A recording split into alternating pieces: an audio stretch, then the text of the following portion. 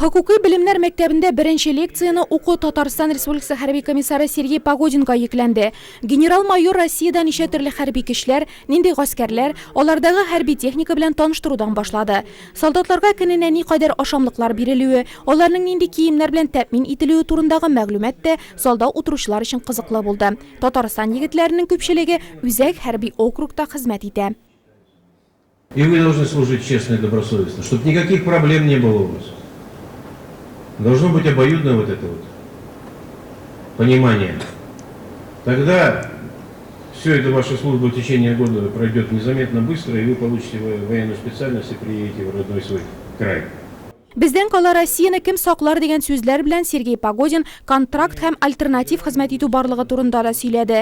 Татарстан егетләре хезмәт иткән 49 хәрби частькә республика шефлык итә. 2011 елдан бирле хезмәткә чакырылучыларның хокуклары Татарстан Республикасында кеше хокуклары буенча уполномоченный Сәрия Сабурская күзәтүе астында.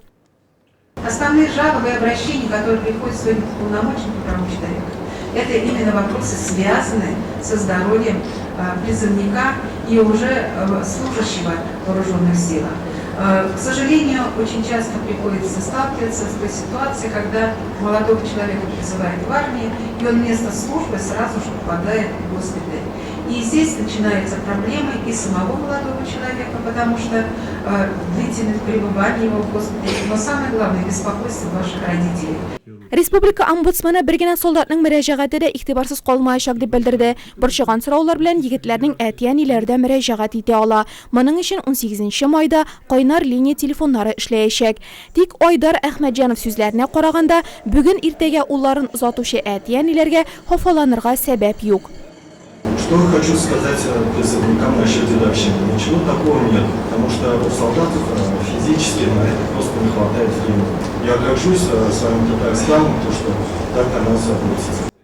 Аның фикерен яңа гына армиядан кайткан башка солдатлар да хуплады. Армиядә сине түгел, ә син ватаныңны сакларга өйрәнергә тиешсең. Бу бурычны үтәгәндә хокукларың өчен борчылсаң, теләсә кайсы вакытта омбудсменга мөрәҗәгать итәргә була.